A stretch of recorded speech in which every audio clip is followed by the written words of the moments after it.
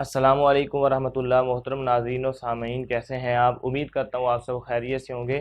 Call to Allah YouTube channel میں آپ کو خوش آمدید کہتا ہوں۔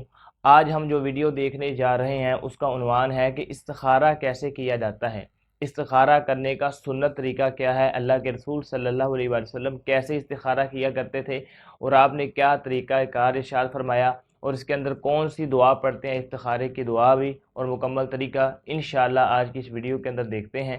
تو چلے بغیر ٹائم ویسٹ کیے ویڈیو کو شروع کرتے ہیں۔ نبی اکرم صلی اللہ علیہ وسلم، بخاری کی روایت ہے اور جو ہے جابر رضی اللہ عنہ اس حدیث کے راوی وہ کہتے اور فرماتے ہیں، رسول اکرم صلی اللہ علیہ وسلم ہمیں تمام کاموں میں استخارہ کی تعلیم دیتے تھے۔ نبی اکرم صلی اللہ علیہ وسلم صحابہ کو تمام کاموں میں استخارہ کی تعلیم دیتے تھے، جس طرح ہمیں قرآن کی سورت کی تعلیم دیتے تھے۔ استخارہ کے تعلق سے فرماتے تمام کاموں میں استخارہ کی تعلیم دیتے تھے جس طرح سے قرآن کی سورت کی تعلیم دیتے تھے، مطلب جیسے قرآن کی صورتیں ہمیں سکھایا کرتے تھے ویسے استخارہ بھی ہم کو اللہ کے رسول صلی اللہ علیہ وسلم نے سکھایا۔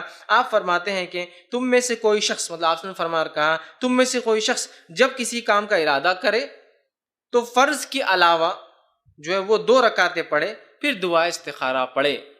تم میں سے جب کوئی شخص کام کا ارادہ کرے، آپ نے فرمایا تو 2 رکعت نماز پڑھے فرض کے علاوہ، اور اس کے بعد دعا کرے۔ اور اس طریقے کو، اس دعا کو اور استخارہ کو نبی اکرم صلی اللہ علیہ وسلم صحابہ کو ویسے سکھاتے جیسے نماز کی صورتیں سکھاتے تھے، مطلب صورتوں کو سکھایا کرتے۔ قرآن کو جیسا آپ سکھاتے تھے ویسے ہی صحابہ کو بٹھا کر آپ نے استخارہ بھی سکھایا۔ حالانکہ استخارہ اتنا واضح ہے اور اتنا آسان ہے، آگئی بات حدیث میں واضح ہے، نماز 2 رکعت فرض کے علاوہ پڑھے اور دعا کرے، یہ ہے استخارہ کا طریقہ، بس اتنا ہی۔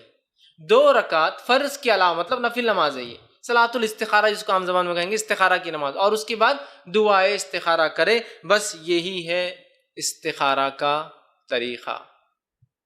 اتنا ہی آسان ہے استخارہ، بس اتنا آسان ہے، لیکن آج اتنا پیچیدہ بنا کر پیش کیا جا رہا ہے اور ایسے عجیب و غریب ڈھنگ سے امت مسلمہ کا مال اور ان کے عقیدے کو لوٹا جا رہا ہے جیسی کوئی انتہا نہیں۔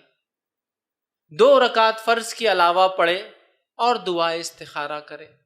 آپ کو کوئی دعا استخارہ مجھے یاد نہ ہو، مجھے نہ پتا ہو، تو میں ہمیشہ کہتا ہوں حسن المسلم نامی کتاب ہے دعاؤں کی، صحیح اور ثابت شدہ دعائیں لے لے، دعا استخارہ کا چیپٹر کھولی، یاد کر لیجیے۔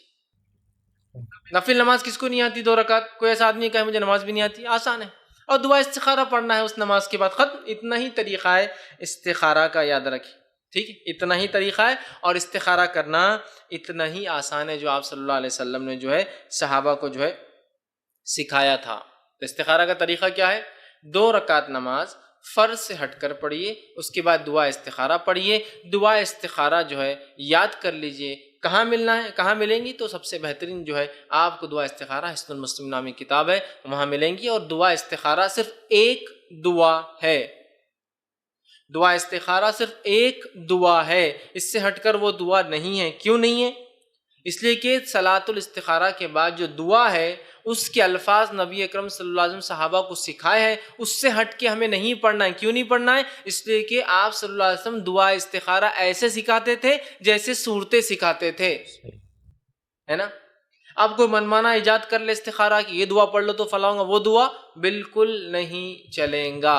دعا استخارہ ایک مخصوص دعا ہے، لہٰذا آپ وہی دعا کیجئے دعا استخارہ کی، آپ وہی دعا کیجئے۔ انشاءاللہ جو لوگ نیٹ پر اس کو دیکھیں گے وہاں دعا بھی ڈسپلے میں آ جائیں گی تو وہ وہاں سے دیکھ سکتے ہیں، ٹھیک؟ تو دعا استخارہ ایک مخصوص دعا ہے، اس دعا کو آپ کو اور مجھے پڑھنا ہے۔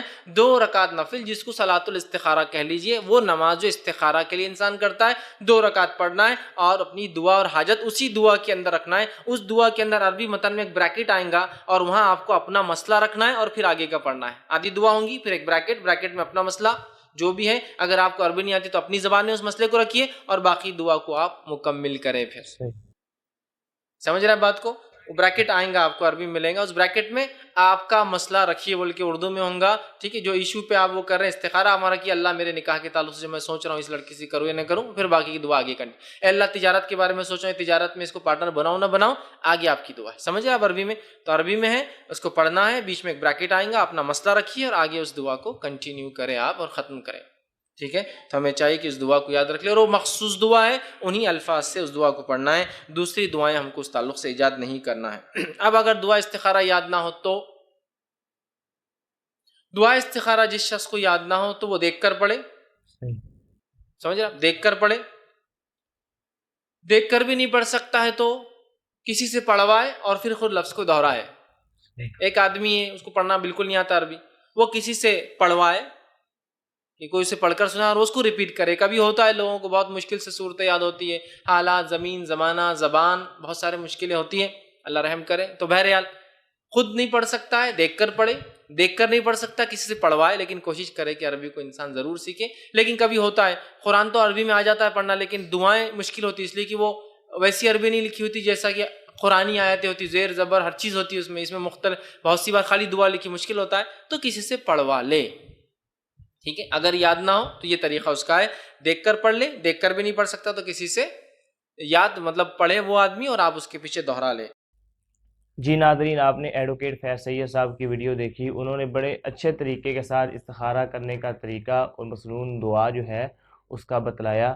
امید کرتا ہوں آپ کو ویڈیو اچھی لگی ہوگی۔ اگر ویڈیو اچھی لگی ہے تو ویڈیو کو لائک کر دیں، چینل کو سبسکرائب کر دیں۔ اجازت دیجیے اگلی ویڈیو تک کے لیے، خدا حافظ۔